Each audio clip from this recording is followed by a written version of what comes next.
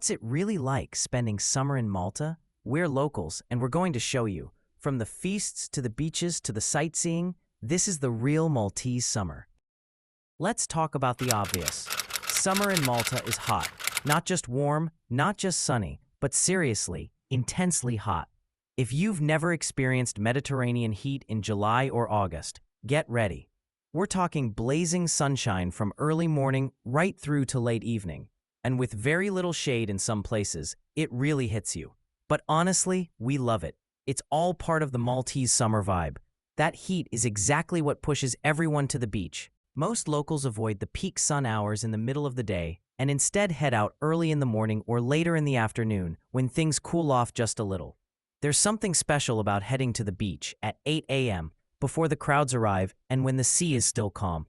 Our personal favorite for a relaxed atmosphere is Gine Tufia. It's a bit more laid back and peaceful. If you want something easier to reach with more facilities, Golden Bay is a great pick. All around the island, you'll also find beach lidos and small seaside kiosks. Grab a cold drink, rent a sunbed, maybe even stay for dinner by the sea. That is how you enjoy summer in Malta.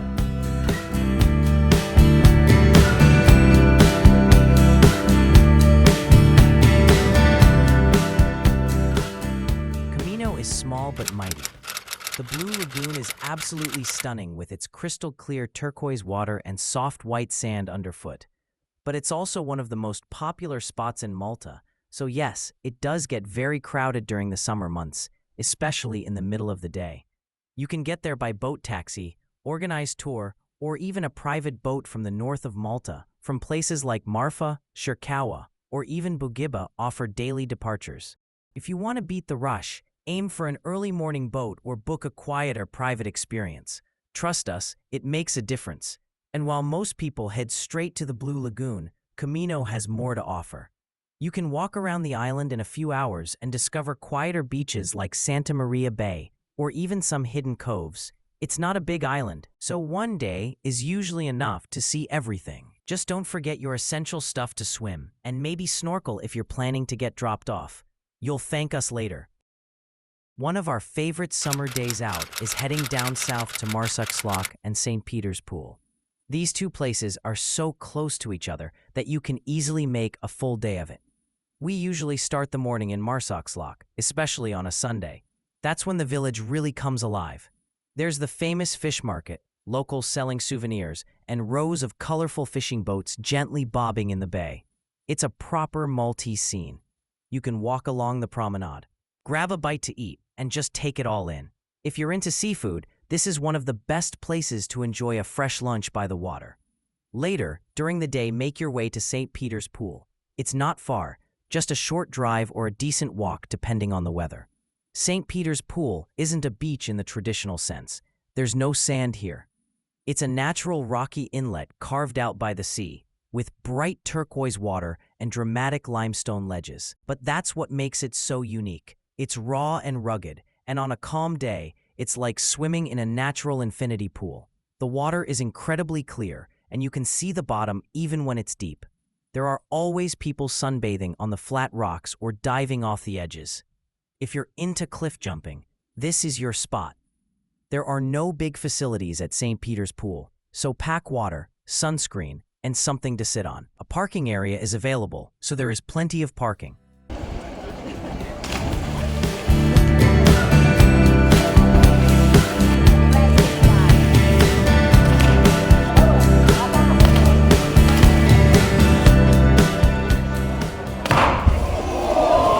Even in the middle of summer, Valletta is full of life. The heat doesn't slow it down. You'll find street performers playing music on corners, locals rushing through their day, and tourists weaving in and out of cafes, museums, and souvenir shops. The city moves to its own rhythm, and somehow, even in the sweltering sun, it works. Start your walk near the Upper Baraka Gardens, where you get those postcard views across the Grand Harbor. And slowly make your way through the narrow limestone alleys where the buildings glow gold in the light. Along the way, you'll pass some incredible landmarks like St. John's Co-Cathedral, standing right in the middle of the city with its grand facade and deep history. Lower Baraka offers another quiet spot to cool off with benches, shade, and sea views. As you wander, grab a granita or a cold drink from a local kiosk. Valletta isn't huge, but it's packed with charm. And if you catch it at golden hour, it turns into something truly cinematic.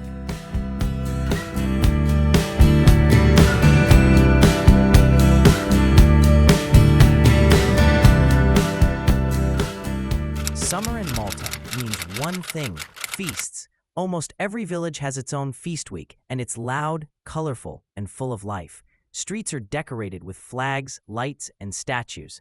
Bands play traditional music. People gather in the squares, and there's always the smell of food in the air. We're talking street snacks, cold beer, and fireworks that literally shake your chest. Some feasts last for days, with different events each evening, from religious processions to confetti storms and late-night parties. Even if you're not religious, go for the atmosphere. It's energetic, chaotic, and so uniquely Maltese. You'll dance with strangers, eat too much, and probably get caught in a fireworks show you didn't expect. And honestly, that's what makes it unforgettable.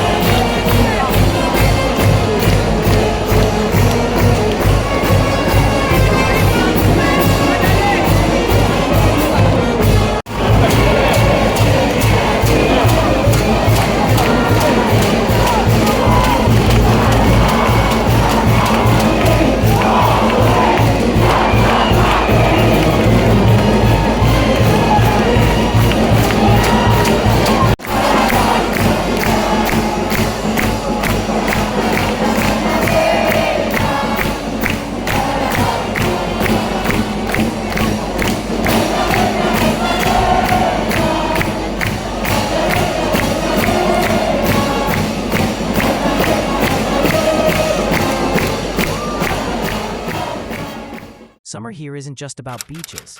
There is always something happening, from music festivals to quirky local events, and the islands stay busy. One of the biggest highlights is the Isle of MTV concert. It is completely free, draws massive international artists, and the atmosphere is electric. If you are into live music and big summer energy, it is a must. Then there is the Valletta Concours d'Elegance, something completely different, but just as impressive. Classic cars line the streets of Valletta in a beautiful display of design and history. It is elegant, stylish, and if you love vintage culture or photography, you will really enjoy it. Another event that always strikes our interest is the Umbrella Festival in Zabar. Colorful umbrellas hang above the streets, creating this bright and playful canopy. It is perfect for a morning and evening walk, and a great spot for photos too. If the main island ever feels a bit too busy, Gozo is the perfect escape. Just hop on the ferry from Sirkewa. It is quick, easy, and the views from the boat are already a good start to the day. You get that sea breeze, the open horizon, and as soon as you arrive in Gozo, the pace shifts. It is more relaxed here. Everything feels calmer, greener, and just a little more untouched. We often head up for a weekend, but even a day trip is enough to experience something different. If you want to explore properly, we always recommend renting a Jeep. There is something about bouncing along Gozo's rural roads with the wind in your hair and cliffs in the distance that just feels right in summer. One of our favorite spots is Weed El Gosri, a narrow inlet tucked between high cliffs. It is quiet, peaceful, and the water is crystal clear. You can swim or just sit and soak it all in. The cliff views all around Gozo are amazing, especially near Dweidra, where you will find the Blue Hole, a dramatic dive site that is just as impressive from land. And of course, the Citadel in Victoria is the heart of it all. Walk the walls, take in the views, and feel like you have stepped into another time. Gozo may be small, but there is a lot to love.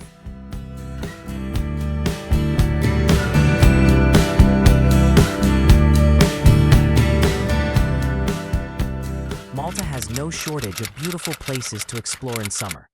If you have a bit more time, Medina is always a peaceful place to wander, with its quiet alleys and timeless feel. Birgu offers a lovely stroll along the waterfront, especially in the late afternoon, when everything slows down.